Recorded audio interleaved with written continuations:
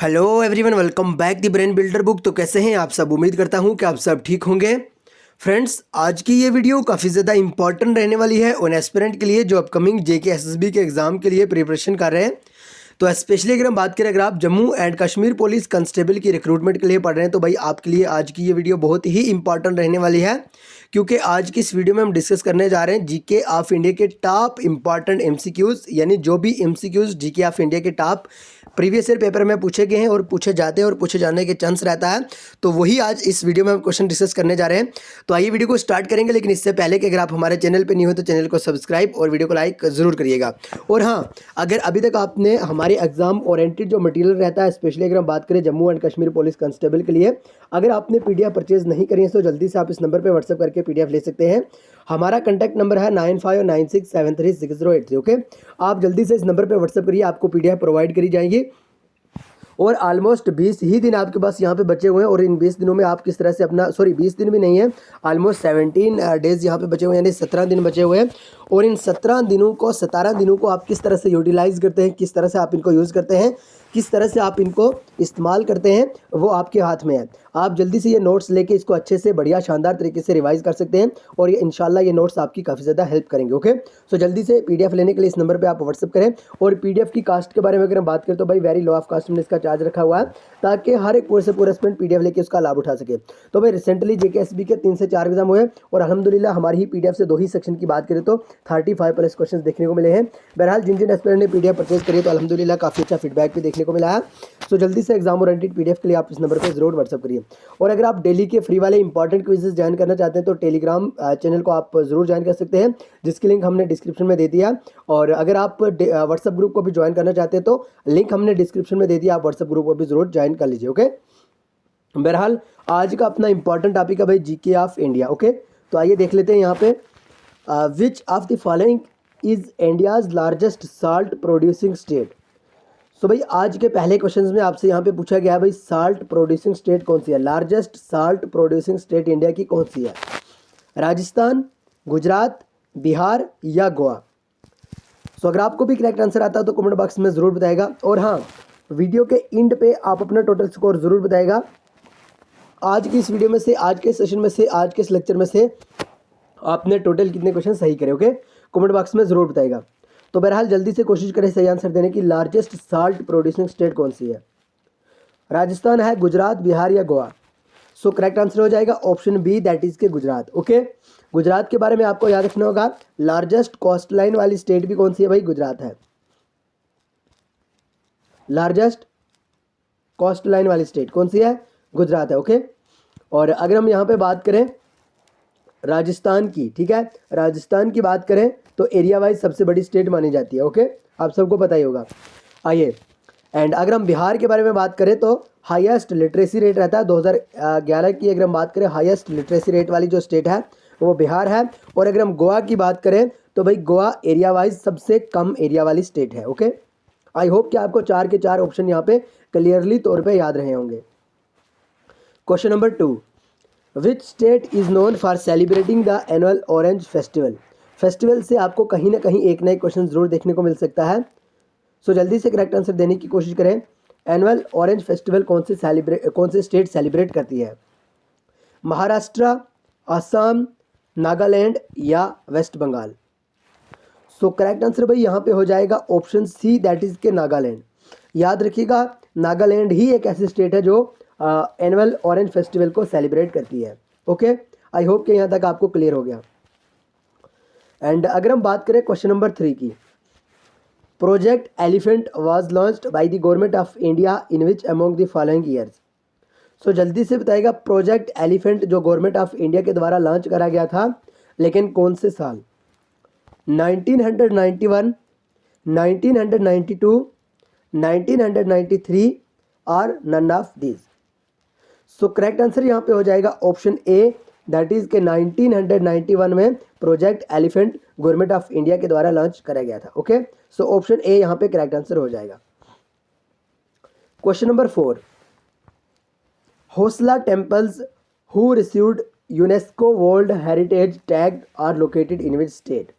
अगर हम बात करें हौसला जो टेम्पल है जिसको रिसेंटली अगर हम बात करें यूनेस्को वर्ल्ड हेरिटेज टैग भी मिला हुआ था। तो भाई कौन सी स्टेट में लोकेटेड है?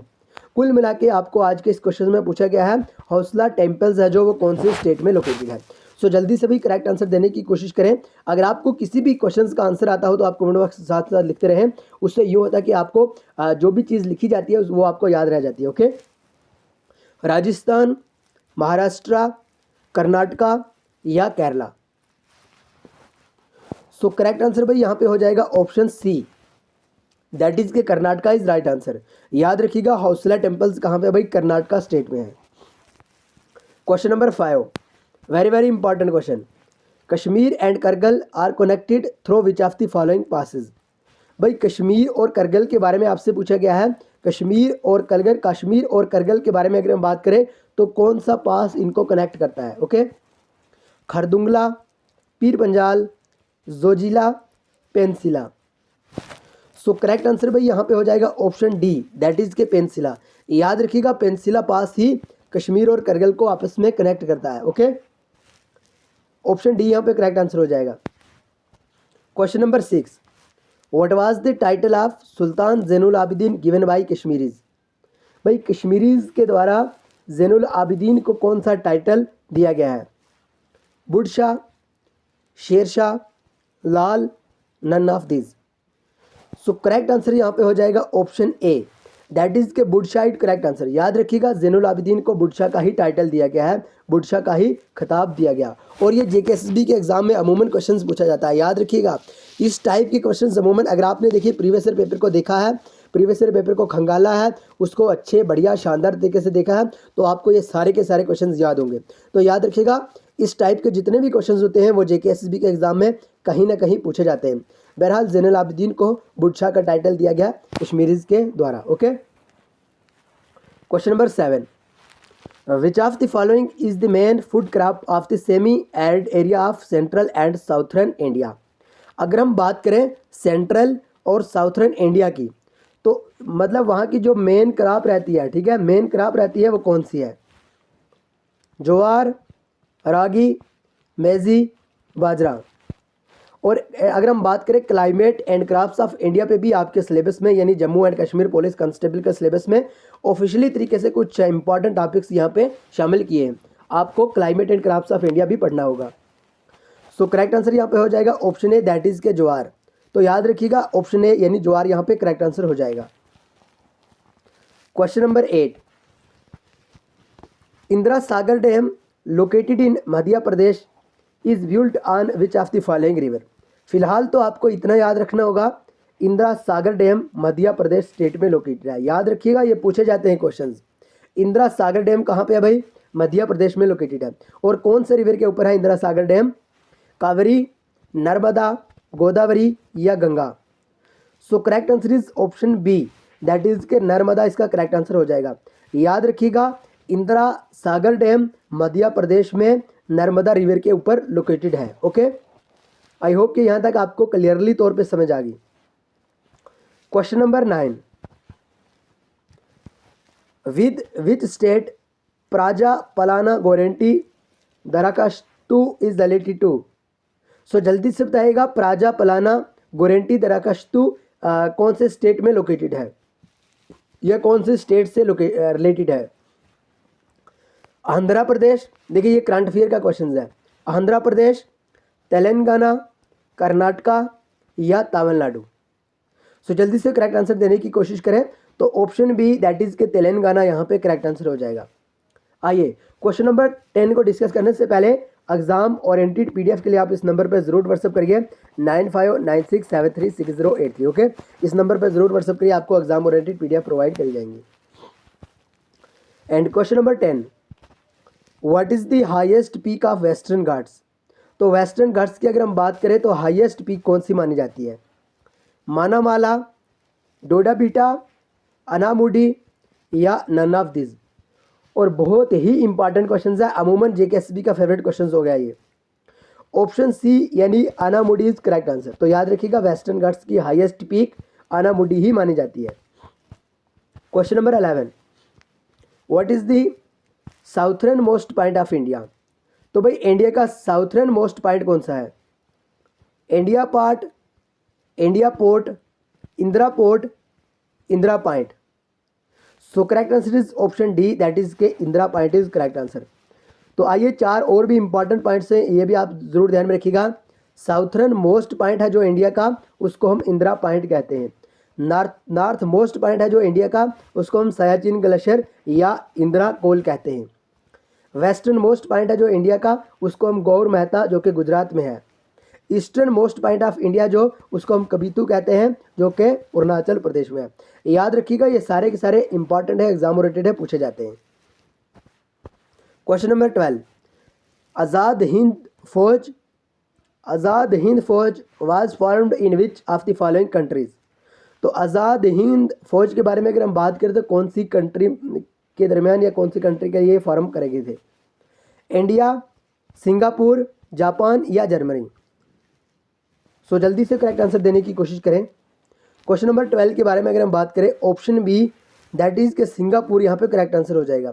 तो याद रखिएगा सिंगापुर ही करेक्ट आंसर है, option B is right answer.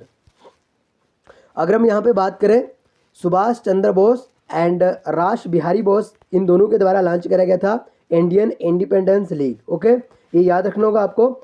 Indian independence league के बारे में अगर हम बात करें, सुभाष चंद्र बोस और रास बिहारी बोस के द्वारा ये लॉन्च करा गया था। और Indian national army, INA, Indian national army, जिसको हम आज़ाद हिंद फौज के नाम से भी जानते हैं, ये सिंगापुर में इनके द्वारा स्टार्ट करा गया था 1943 में। इंपॉर्टेंट पॉइंट है जो कि आपको जरूर ध्यान में रखना होगा। आइए question number 13, very very important question. Who was the governor general of India when the charter act of 1833 was passed. अगर हम बात करें चार्टर एक्ट जो इंडिया में हुआ था 1833 में, ठीक है, चार्टर एक्ट 1833 वाला जो पास करा गया था भाई, तो उस टाइम उसके जो गवर्नर जनरल ऑफ इंडिया थे, यानी इंडिया के गवर्नर जनरल ऑफ इंडिया कौन थे? Lord Wellesley, lord William Bentinck, lord Minto या none of these. So correct answer यहाँ पे हो जाएगा option B, that is lord William Bentinck. Okay, question number 14, Sabarimala is located in which of the following state. So जल्दी से बताइएगा सबरमाला के बारे में अगर हम बात करें कौन से स्टेट में लोकेटेड है? कर्नाटका, केरला, आंध्र प्रदेश या Bihar. So correct answer is option B, that is के केरला। तो याद रखिएगा सबरमाला कहाँ पे लोकेटेड है? केरला स्टेट में लोकेटेड है। Okay, question number 15, the Tibetan river Tsangpo enter India through the state of. अगर हम तिब्बतन रिवर संगपू के बारे में बात करें तो ये इंडिया में एंटर कौन से स्टेट के जरिए होता है? बिहार, आसाम, अरुणाचल प्रदेश या Gujarat. So correct answer is option C, that is के Arunachal Pradesh is correct answer. तो याद रखिएगा यहाँ पे ऑप्शन सी यानी अरुणाचल प्रदेश सही आंसर हो जाएगा। तो भाई आज की इस वीडियो में हमने 15 क्वेश्चन डिस्कस करे, तो कमेंट बॉक्स में जरूर बताएगा आपने आज के 15 क्वेश्चन में से टोटल कितने क्वेश्चन सही करे। और हाँ, अगर अभी तक आपने हमारे एग्जाम ओरिएंटेड PDF परचेज नहीं करें तो 9596736083 आप इस नंबर पर व्हाट्सअप करिए, आपको PDF प्रोवाइड करी जाएंगी। और PDF की कास्ट के बारे में अगर हम बात करें तो भाई मिनिमम कास्ट हमने इसके लिए रखा हुआ है। तो आज की वीडियो को यहीं पे खत्म करेंगे, मिलेंगे नेक्स्ट वीडियो में, तब तक के लिए bye bye, take care, love you all. लेकिन चैनल को सब्सक्राइब और वीडियो को लाइक जरूर करिएगा।